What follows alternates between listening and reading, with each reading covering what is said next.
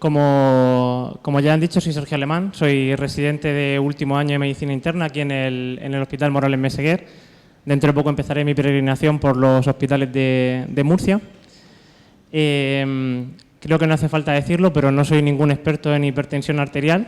Cuando Sergio me propuso participar con un caso allá por abril, pareció una muy buena idea. Ahora aquí, rodeado de expertos, con un montón de gente que probablemente sabe más que yo, pues ya no me parece tan buena idea, ¿no? He traído un caso que me llamó la atención cuando era R3. El caso está tal cual, sin adulterar, por supuesto con sus fallos que estoy seguro de que detectaremos, pero que me llamó la atención y creo que es interesante para comentar en esta reunión. Entonces, sin más, pasamos a la siguiente diapositiva. Os presento a Ramón. El paciente, por supuesto, no se llamaba así, pero para no estar refiriéndonos a él solo como paciente, pues vamos a empatizar un poco más y lo vamos a llamar Ramón. Es un varón de 72 años. Como factores de riesgo cardiovascular puede que os sorprenda, pero es hipertenso. También tiene una hipercolesterolemia y tiene una obesidad de grado 1. En cuanto a sus antecedentes médicos, cumple criterios de bronquitis crónica.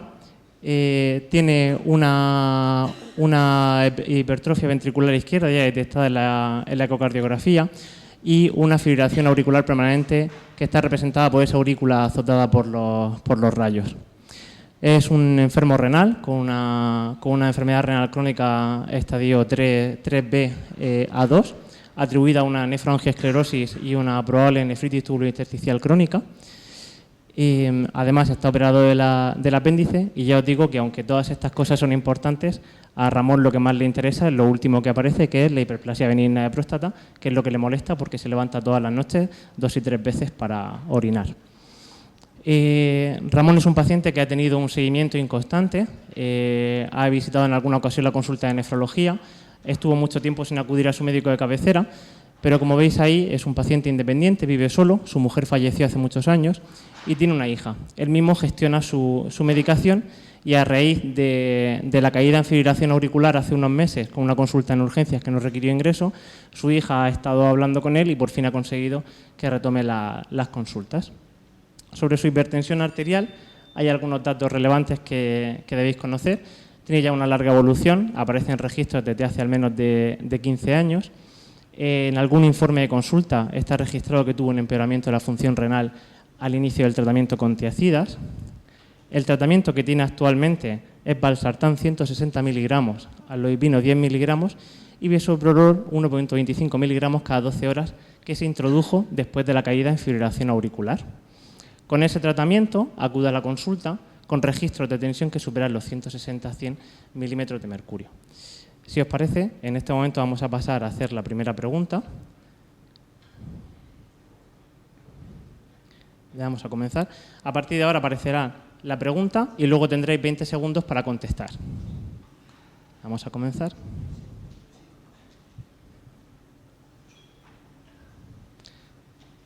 La primera pregunta es: ¿qué grado de hipertensión tiene el paciente? Las opciones son normal alta, hipertensión de grado 1, hipertensión de grado 2 o hipertensión de grado 3.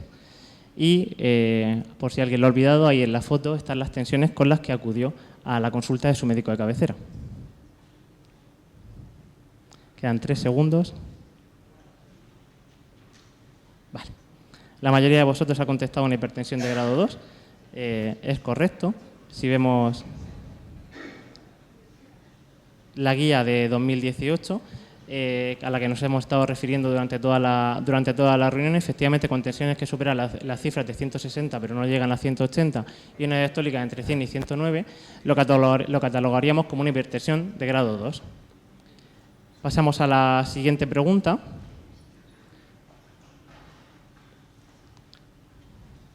La ganadora de momento es Sandy. Podemos considerar que Ramón presenta hipertensión arterial refractaria en este momento. Como opciones tenemos sí, no, tengo dudas o demasiado fácil, me reservo para las siguientes.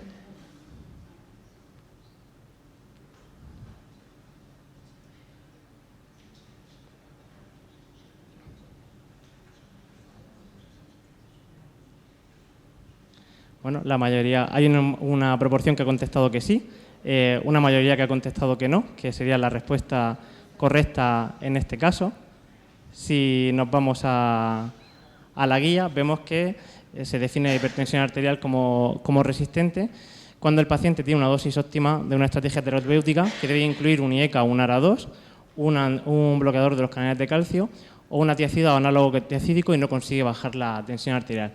En este caso, el paciente está tomando un ARA2, está tomando un alodipino, un calcio antagonista, y está tomando un beta bloqueante. No está tomando ningún diurético, por lo que no podríamos catalogarlo como una hipertensión arterial refractaria. La siguiente pregunta en esta sucesión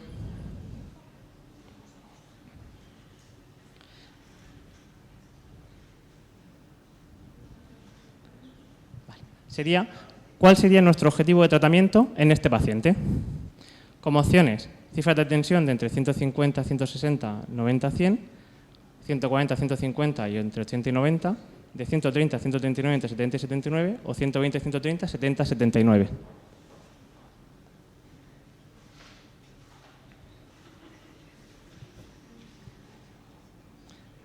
Tenemos casi un empate en la respuesta. 16 personas optaron por cifras de tensión desde 140 a 149 y 80 a 89, y otra proporción apostó por entre 130 y 139 y 70 a 79. De nuevo, refiriéndonos a las guías de 2018, pacientes con hipertensión y enfermedad renal crónica, como sería el caso de este paciente, tienen el objetivo, que además es el mismo que para el resto de grupos de hipertensos, de tener una sistólica entre 130 y 139 y una diastólica entre 70 y 79. Continuamos con el caso. En este momento el paciente es derivado a la consulta de medicina interna por sospecha de hipertensión refractaria. Cuando acude a la consulta aporta una analítica en la que tiene un filtrado glomerular de unos 45 mililitros minuto y un potasio de 4,9. En este momento, en la consulta, se toman las siguientes decisiones. La frecuencia cardíaca que tiene el paciente es de alrededor de 90 latidos por minuto y se decide aumentar el bisoprolol de 1,25 a 2,5 cada 12 horas y se decide inicio de furosemida en el desayuno, 40 miligramos. Además, se solicita una monitorización de la presión arterial. La siguiente pregunta en este caso es si consideramos adecuado el uso de furosemida en este paciente, en Ramón. Lanzo la pregunta.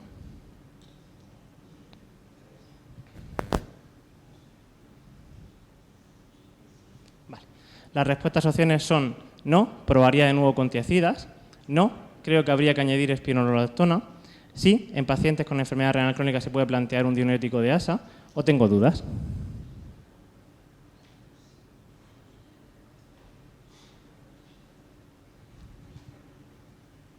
¿Vale? En este caso ha habido personas que hubieran repetido con tiacida, que hubieran añadido espironolactona, y la mayoría se hubieran decantado por responder que en pacientes con enfermedad renal crónica se puede plantear el uso de un diurético de ASA.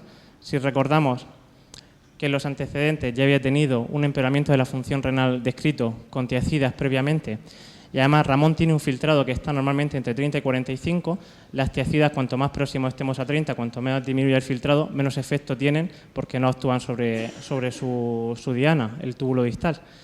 En cuanto a la espironolactona, con esas cifras de potasio, además del riesgo de insuficiencia renal, pues también sería discutible, aunque también existe riesgo, por supuesto, de insuficiencia renal con la furosemida que se puso.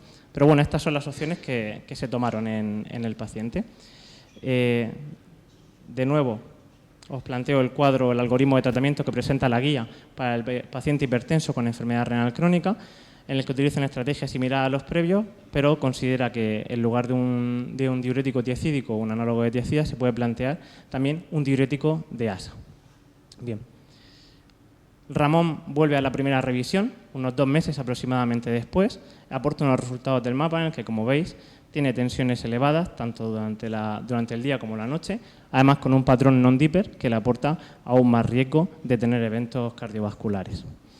El análisis de la función renal, sorprendentemente, se mantiene estable con un filtrado similar y un potasio que está algo mejor, en 4,7.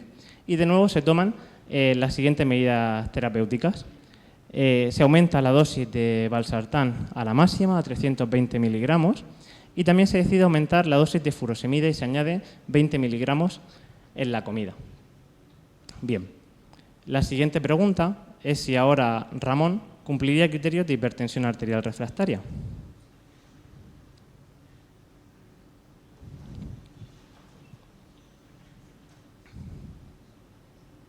Las opciones son sí, no o tengo dudas.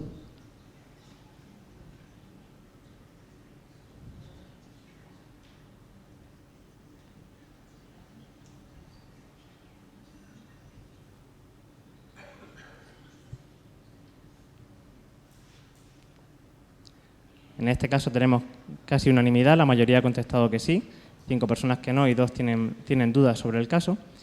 En este caso, Ramón ya estaría tomando 3 antihipertensivos a dosis plenas, siendo uno de ellos un diurético, por lo que sí que podríamos catalogarlo como un hipertenso refractario.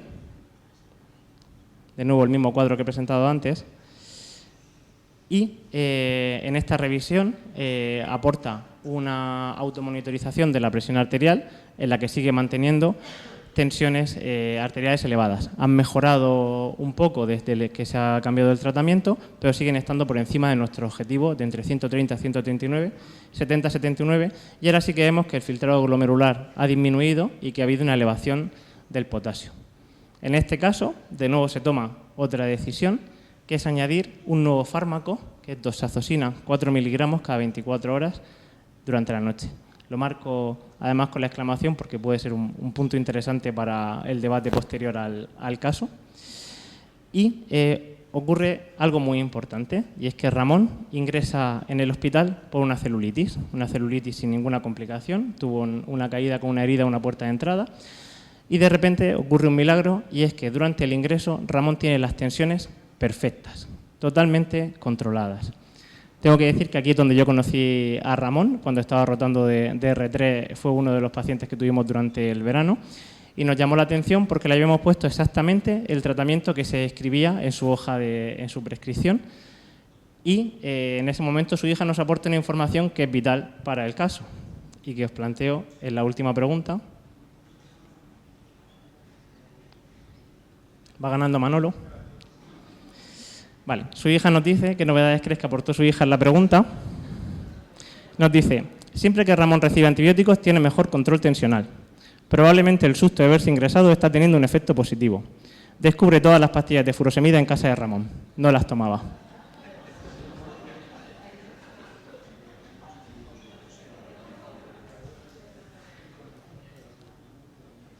En este caso hemos tenido casi unanimidad, aunque alguno ha apostado por los antibióticos y el susto.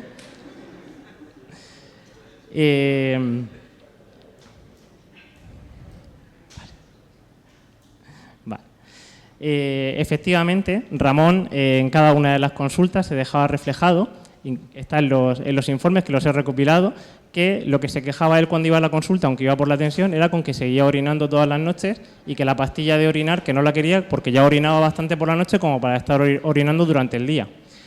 Después de que su hija viera las pastillas, pues hablamos con él, reconoció que efectivamente no estaba tomando no solo el diurético, sino que algunas de las otras pastillas se le olvidaban con bastante frecuencia. De forma que al alta se fue con este tratamiento, disminuyendo la dosis de valsartán, disminuyendo la dosis de amlodipino, manteniendo el bisoprolol porque tenía una frecuencia cardíaca de en torno a 60 latidos por minuto, se mantuvo una furosemida y se sustituyó la doxazosina por silodoxina porque sí que había referido que lo último que le habían puesto algo le había hecho pero por la próstata, más que por la tensión. Ramón fue derivado a urología para que se tratara la hiperplasia prostática y este es el caso que quería presentaros.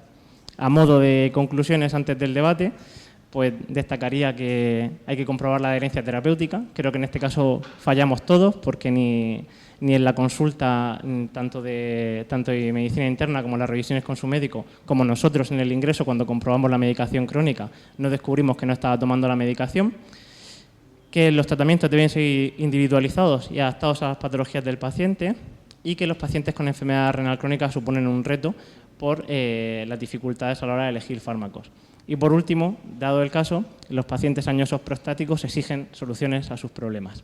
Gracias.